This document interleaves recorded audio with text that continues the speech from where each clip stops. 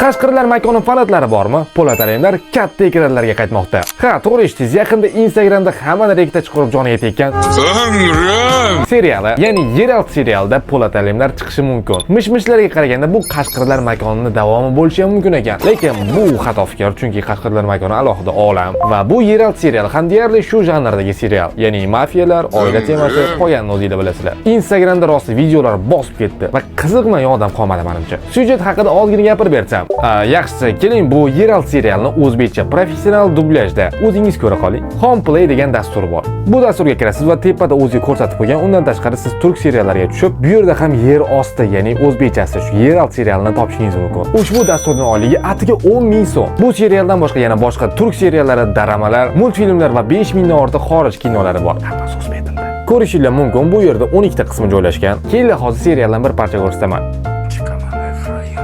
Ha, bu o'sha umrim deydigan aka. Atak syujetini o'rganib chiqdim. Qiziq serialga o'xshayapti. Sevguvchi burchagi, kriminal olam, boya aytganimdek mafiyalar va yana ko'plab syujetni qizitadigan vaziyatlar. Aytgancha Homeplay dasturidan bodroq promokod orqali 3 kun bepul ko'rsanglar bo'ladi. Endi Po'lat Alemdarga kelsak, bosh qahramonning tog'asi bo'lib chiqishi mumkin degan xabarlar tarqayapti. Nu ko'ramiz, 2-mavsumida menimcha chiqsa kerak. Bu videoni Po'lat Alemdar hamda turk seriallarining fanatlariga yuborib qo'yinglar.